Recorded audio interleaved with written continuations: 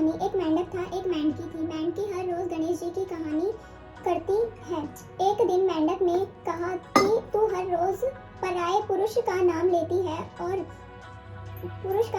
है अगर तूने दोबारा गणेश जी का नाम लिया तो तेरा सर फाड़ दूंगा। गणेश जी नाराज हो गए।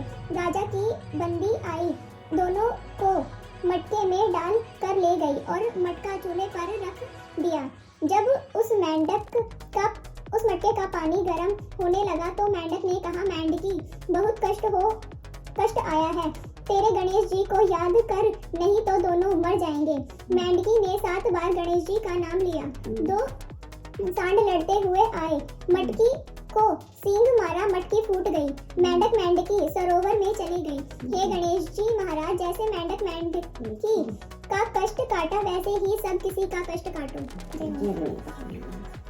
आंवला नोमी की कहानी। एक आंवलिया राजा था जो रोजाना 1.25 मन सोने का आंवला दान करके खाना खाता था। एक दिन उसके बेटे बहू ने सोचा कि अगर इतना आंवला रोज दान करेंगे तो सारा धन खत्म हो जाएगा। बेटा बाप से कहने लगा कि ऐसे तो तुम सारा धन लुटवा दोगे, अब आंवला दान नहीं करना। राजा रानी दुख के मारे उजाड़ खेत में जाकर बैठ गए।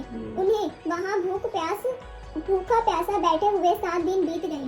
राजा आंवला दान नहीं कर सका और आंवला दान किए बिना खाना कैसे खाए। जब भगवान ने सोचा कि अगर मैं इनका साथ नहीं रखूंगा तो दुनिया में मुझे कोई नहीं मानेगा। भगवान ने राजा को सपने में कहा कि तू उठकर देख, तेरा पहले के जैसे ही राजपाट हो रहा है। आंवले का पेड़ उग रहा है, उठकर आंवला दान कर। वे लोग रोजाना पहले की तरह 1.25 मन सोने का आंवला दान करने लगे। उधर बेटे बहू के अन्नदाता नाराज हो गए। आसपास के लोग कहने लगे कि जंगल में एक आंवलिया राजा रहते हैं, उनके पास चले जाओ, वह तुम्हारा दुख दूर कर देंगे। वे लोग वहां पहुंचे तो रानी ने ऊपर से देख लिया तो राजा से बोली कि इनको काम पर रख लो, इससे काम कम करवाना और मजदूरी ज्यादा देना। एक दिन रानी ने अपनी बहू को बुलाकर कहा कि मेरा सिर धो दे। बहू सिर धोने लगी तो बहू के आंखों में से आंसू रानी की पीठ पर गिर गए।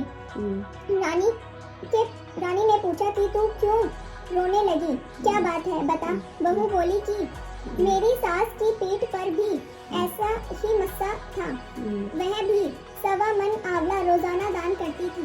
हमने उन्हें आंवला दान करने नहीं दिया और घर से निकाल दिया। जब सास बोली कि हम ही तुम्हारे सास ससुर हैं, तुमने तो हमें निकाल दिया था, लेकिन भगवान ने हमारा साथ रखा।